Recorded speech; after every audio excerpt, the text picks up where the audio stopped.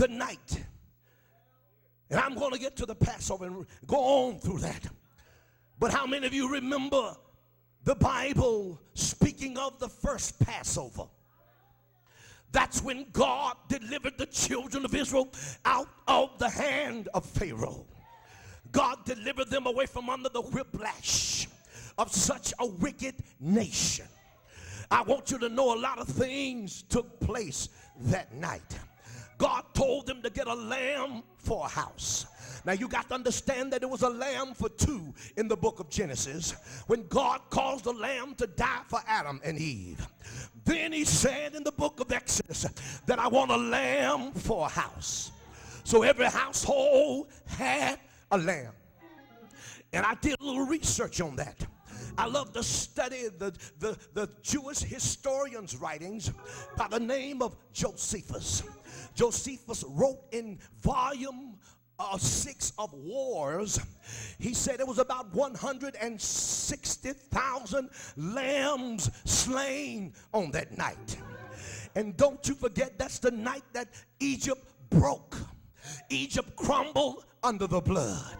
And I want you to know, even though that nation was the most powerful nation on the earth, the blood broke them down.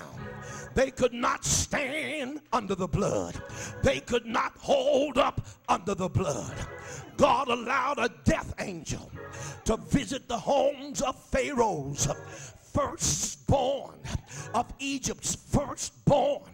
And everybody that didn't have the blood over their upper door and on the two side lintels, their firstborn died. Tell somebody, the blood will rebuke death from you. It'll rebuke death from your household. You see, death came through the city, and when death saw the blood, death turned around. And my God, you don't have to be afraid when you're in your house by yourself or driving by yourself. You just cover yourself with the blood. The blood will make death turn around. The blood will make death get out, and life will come in. Yeah, yeah. Praise it. He said, put the blood over the upper doorposts and on the two side lintels. Now, if you take a marker and draw down from the blood over the door straight down and come from one side to the other, you'll have the sign of a cross. I heard somebody say it was at the cross where I first saw the light, and the burden of my heart rolled away. It was there by faith I received my sight, and now I'm happy all the day. Say glory. Now after that, you see, the Passover was celebrated every year. The first Passover was 1,400 years roundabout before Jesus came. And I want you to know that whenever they performed the Passover and made the sacrifices, the blood of the animals was dumped into the brook of Kidron until it turned red, and it flowed red for days. What did that represent? It represents that the blood of Jesus, it ever flows. Every time you need forgiveness, you say, Lord, forgive me, and the blood is provided.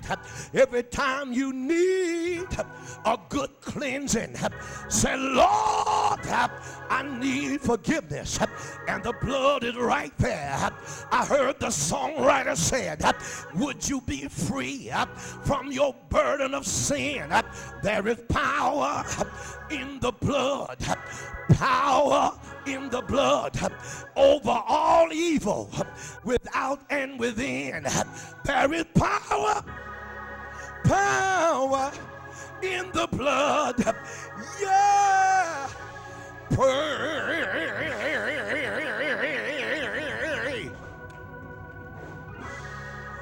Give somebody a high five and say, thank God for the blood of Jesus.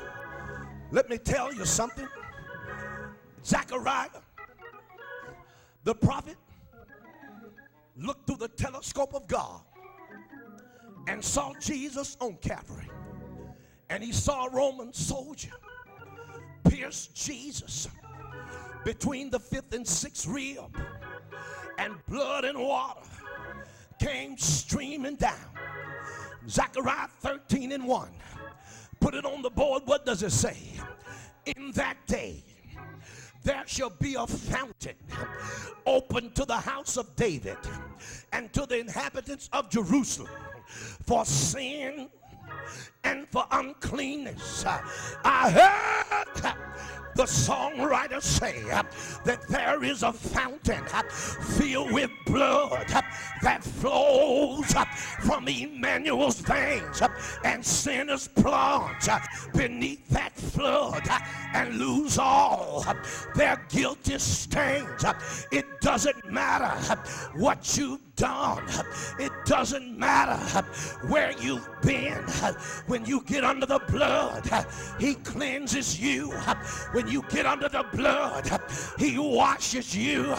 Say yeah. Yeah. Praise. Give somebody else a high five and say, there's power in the blood. The blood. The blood of the Lamb. Just like Egypt broke under the power of the blood, I want you to know that under the power of Christ, the power of his blood, everything that comes against you is broken down. Everything that tries to destroy you is destroyed. They might send the witchcraft, they might send evil, but it can't touch you. They might try to send death, it can't touch you, because the blood covers you. The blood keeps you.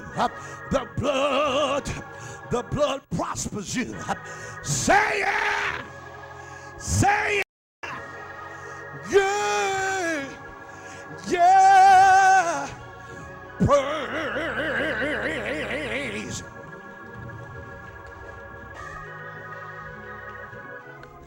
I know some of y'all say, preacher, you talking about the Passover, and Israel got the victory when Egypt crumbled that night, when all of the blood was shed. But look at the Bible here. Y'all don't hear me? 1 Corinthians 5:7. I want to bring it into your life. Hallelujah. What does the Bible say? 1 Corinthians 5:7. Put it on the board. Come on now, move quickly. Lift your hands and tell God thank you. Hallelujah.